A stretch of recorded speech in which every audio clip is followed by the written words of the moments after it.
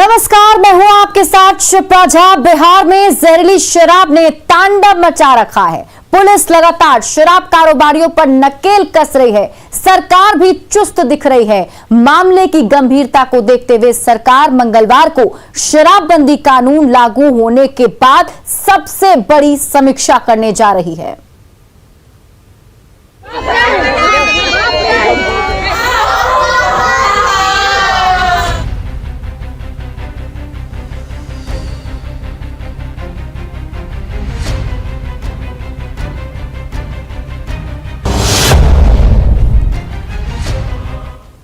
बिहार में पिछले कुछ दिनों में जहरीली शराब ने करीब 50 लोगों की जान ले ली। इसके बाद से मुख्यमंत्री नीतीश कुमार एक्शन में हैं। मंगलवार को इस पर सबसे बड़ी समीक्षा बैठक होने जा रही है। माना जा रहा था कि समीक्षा बैठक में शराबबंदी कानून को खत्म करने पर भी विचार किया जा सकता है, लेकिन बैठक से पहले मुख्यमंत्री ने इशारा कर दिया है कि फिलहाल सरकार कानून को वापस लेने के लिए तैयार नहीं है। मुजफ्फरपुर 6 की मौत।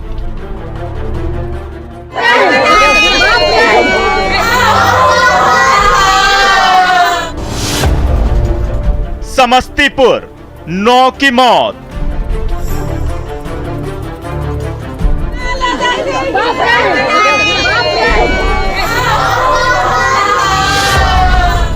गोपालगंज 13 की मौत।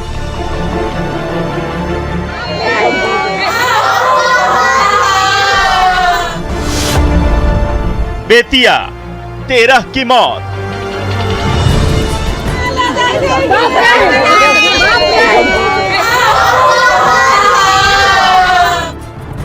बिहार में जहरीली शराब पीने से पिछले चंद दिनों में करीब 50 लोगों की मौत हो गई।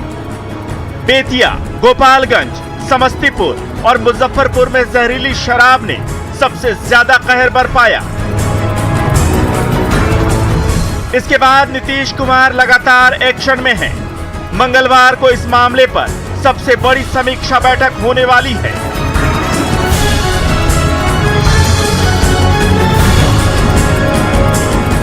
जहरीली शराब से लगातार हो रही लोगों की मौत से सरकार सख्ते में है।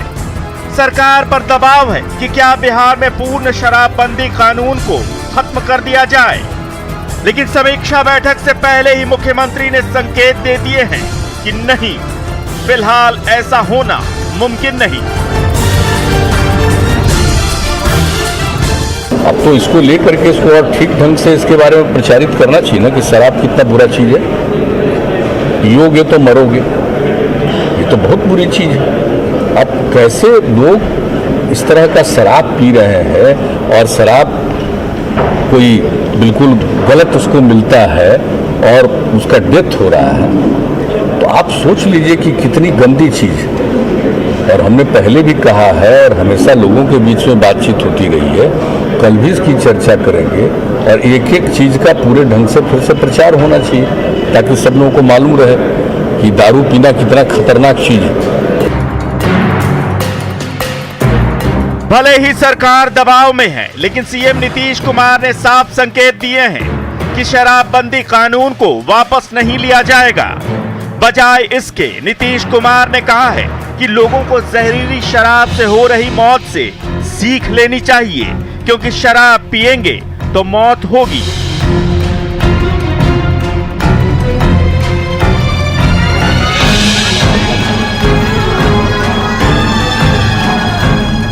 मुख्यमंत्री ने यह भी कहा कि शराबबंदी का प्रचार किया जाना चाहिए, यानी साफ है कि सरकार कानून को वापस लेने के बारे में सोच भी नहीं रही है। इसके बजाय समीक्षा बैठक में सिर्फ कानून को लागू करने के तौर तरीकों पर अधिकारियों और मंत्रियों के साथ विस्तार से चर्चा की जाएगी। कि कल हम लोग इस पर डिटेल बातचीत करेंगे, हर जगह की जानकारी लेंगे और अब तक जो भी इंसिडेंट हुआ है जिसके बारे में जो सूचनाएं हैं उस पर भी चर्चा करेंगे। और जिस तरह से इसको शराबबंदी लागू किया गया है और उसमें कई जगहों पर अगर उसका वायलेशन हो रहा है तो तो स्थानीय स्तर पर लोगों ने किस प्रकार से उसको देखा, नहीं देखा, ये सब चीज़ एक दिन हम ऑलरेडी कह चुके हैं अधिकारियों को। तो कल जो भी आएंगे उसमें सारे मंत्रीगण, जितने अधिकारीगण हैं, हर जिले के कोई न कोई प्रभारी है, तो सब लोग मौजूद रहेंगे और पूरे आप समझ लीजिए कि जो भी हर जिले के डीएम, एसपी और जो भी इससे संबद्ध अधिकारी हैं वो सब लोग मौजूद रहेंगे। वीडियो कॉन्फ्रेंसिंग से वो लोग एक एक चीज़ के बारे में कल चर्चा होगी, हम आपको बता देना चाहते हैं। और इस पर जो जैसा हमने पहले भी आपको कहा है कि हम लोग इसके बाद कैंपेन भी चलाएंगे। पिछले कुछ दिनों में जहरीली शराब से सबसे ज्यादा मौत गोपालगंज, बेतिया, समस्तीपुर और मुजफ्फरपुर यानी 4 जिलों में दर्ज की गई थी और पुलिस ने इन चारों जिलों में ही सबसे ज्यादा कार्रवाई की है। लेकिन इसके अलावा बिहार के दूसरे जिलों में भी सख्ती बरती जा रही है और छापेमारी अभियान चलाया जा रहा है।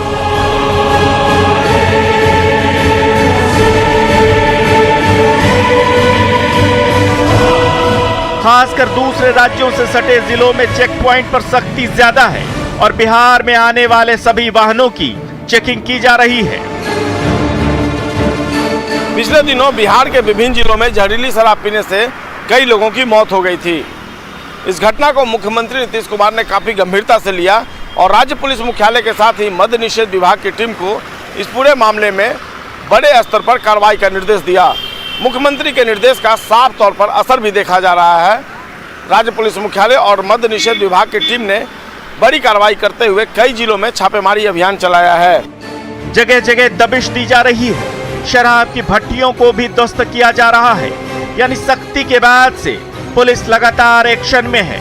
शराब के अवैध कारोबार पर नकेल कसने के लिए पुलिस हर मुमकिन कोशिश कर रही है। दरभंगा पुलिस ने सभी थानों में शराब माफिया के फोटो चस्पा कर दिए हैं। पूरी डिटेल के साथ शराब कारोबारियों के नाम पते लिखे गए हैं। और जब से ये मामले प्रकाश में आए तब से विशेष वहाँ पर एक कोऑर्डिनेटेड छापामारी अभियान चलाया जा रहा है। उसके तहत मैं आपको बता दूं कि चारों जिलों में कुल 1313 छापामारियाँ की गई हैं और उसमें 487 यानी लगभग 500 से कुछ कम कांड भी दर्ज किए गए हैं। 823 अभियुक्तों की गिरफ्तारी की गई और इसके अलावा भारी मात्रा में विदेशी शराब 16,000 लीटर, देशी शराब करीब 4,500 लीटर, उसके अलावा चुलाई की शराब, महुआ शराब, बहुत सारी चीज़ें जब्त की गई हैं जो कि प्रतिबंधित हैं। इसके अलावा 85 वाहन जो इन सब अनैतिक और आपराधिक कार्यों में लिप्त थे उनको भी जब्त किया गया है। कुल 8 लाख रुपए करीब जब्त किए, नकद बरामदगी की गई है। और सबसे बड़ी बात है कि 32 जो शराब की भट्टियाँ स्थानीय रूप से चलाई जा रही थी उनको भी ध्वस्त किया गया। पुलिस का मकसद है कि इससे शराब कारोबारी समाज में एक्सपोज होंगे और उन पर दबाव बढ़ेगा। साथ ही थानेदार से चौकीदार तक को सख्त आदेश दिए गए हैं कि अगर उनके इलाके में शराब बरामद हुई तो किसी की खैर नहीं।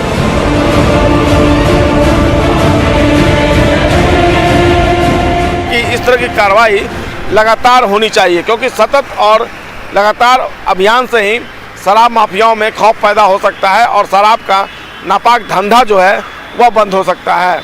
अब देखना होगा मुख्यमंत्री के निर्देश पर ये जो कार्रवाई शुरू की गई है वह आने वाले दिनों में किस हद तक और किस स्तर पर चलती रहती है। अप्रैल 2016 में पूर्ण शराबबंदी कानून लागू होने के बाद मंगलवार को होने वाली समीक्षा बैठक सबसे अहम और सबसे बड़ी है क्योंकि सरकार लगातार विपक्ष के निशाने पर है। दूसरे लोग भी कानून के असरदार होने पर सवाल खड़े कर रहे हैं।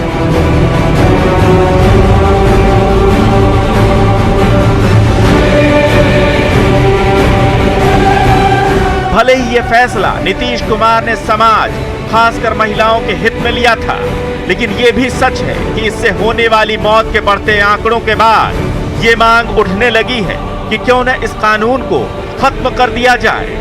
लेकिन फिलहाल नीतीश कुमार इसके मूड में नहीं है।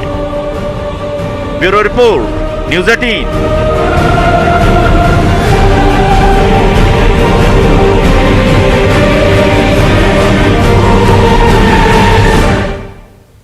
चांद पर बस्ती बसाने का सपना देखने जा रहे भारत में शराबबंदी एक ऐसी कसरत है जिसे शुरू करने के बाद हर राज्य सरकार का दम फूलने लगता है। 2015 में मिले जनादेश के बाद मुख्यमंत्री नीतीश कुमार ने सत्ता संभालने के एक हफ्ते के अंदर ही शराबबंदी की घोषणा कर दी थी, लेकिन हरियाणा और आंध्र प्रदेश जैसे राज्यों में शराबबंदी कानून के फेल होने के बाद नीतीश सरकार पर भी दबाव है। ऐसे में सवाल उठता है कि क्या किसी राज्य में शराबबंदी लागू करना मुमकिन नहीं है?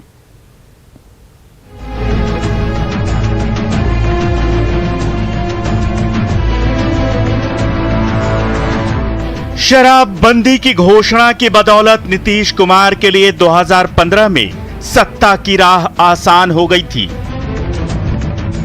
इसके बाद दूसरे राज्यों में भी इस मामले पर राजनीति तेज हो गई, लेकिन जहरीली शराब से लगातार हो रही मौत के बाद अब बिहार में इस कानून पर ही सवाल उठने लगे हैं। गुजरात में पिछले 7 दशक से शराब बेचने और पीने की मनाही है। गुजरात ही क्यों, बिहार, त्रिपुरा, लक्षद्वीप, मिजोरम और नागालैंड में भी शराब बेचना और पीना गैर कानूनी है। मणिपुर के कुछ जिलों में भी कुछ इसी तरह के कानून हैं। बिहार से पहले आंध्र प्रदेश, तमिलनाडु, मिजोरम और हरियाणा में शराबबंदी का प्रयोग नाकाम हो चुका है। आंध्र प्रदेश में पूर्व मुख्यमंत्री चंद्रबाबू नायडू ने यह कहकर शराबबंदी हटा दी थी कि इसे पूरी तरह लागू कर पाना संभव ही नहीं है, लेकिन मद्य निषेध के मामले में हरियाणा का नुस्खा काफी भयावह तस्वीर याद दिलाने वाला है।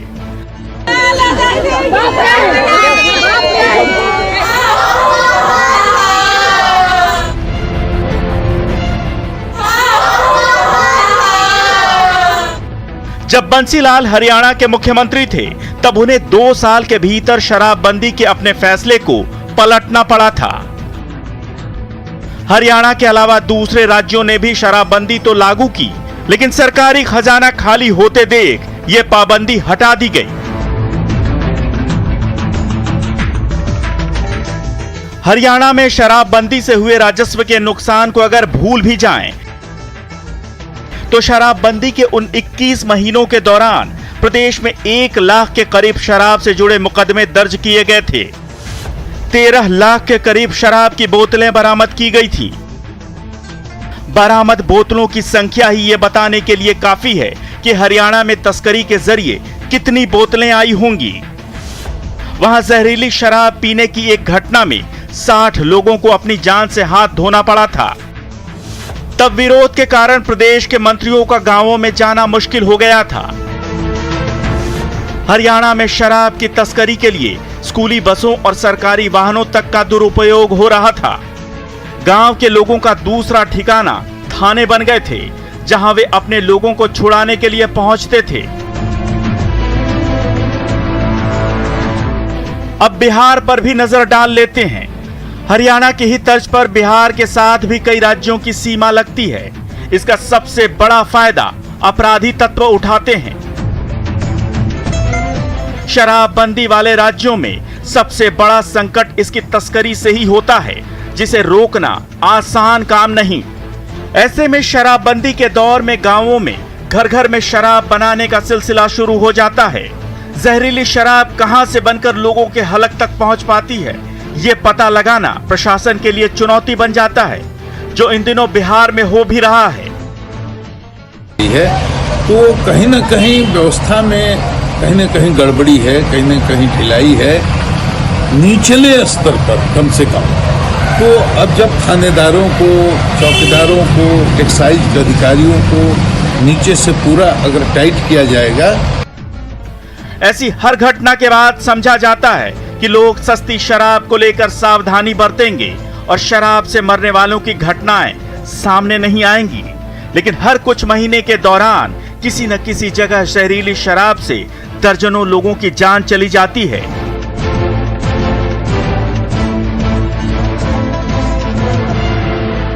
जानकारों का मानना है कि पूर्ण शराबबंदी के असफल होने के लिए अगर सीधा कोई जिम्मेवार है तो वो है पुलिस और एक्साइज तंत्र। कम लोग हैं जो पूरी ईमानदारी के साथ इसको चाहते हैं कि इसको लागू करा दें। एक्साइज विभाग भी कमज़ोर दिख रहा है, तो जब तक इनका एक्साइज विभाग और पुलिस दोनों इम्प्लीमेंट नहीं होगा, मजबूती के साथ ये इम्प्लीमेंट नहीं करेंगे, तब तक ये नहीं होगा। ये तय है कि नीतीश कुमार ने तब बहुत सोच समझकर, अतीत में दूसरे राज्यों के तजुर्बे से सीखकर और इससे बिहार की आर्थिक सेहत पर पड़ने वाले असर का आकलन करने के बाद ही यह फैसला लिया होगा। लेकिन फिलहाल शराबबंदी कानून का सामाजिक पहलू ज्यादा भयावह नजर आ रहा है।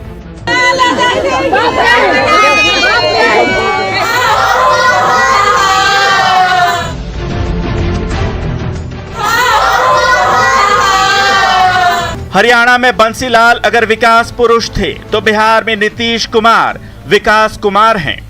लेकिन अपनी इस छवि को बनाए रखने की खातिर नीतीश कुमार के लिए यह जरूरी है कि वे शराबबंदी जैसे जोखिम भरे लेकिन समाज के लिए जरूरी फैसले को लागू करने में असाधारण सावधानी और सख्ती बरतेंगे। Bureau report, news 18।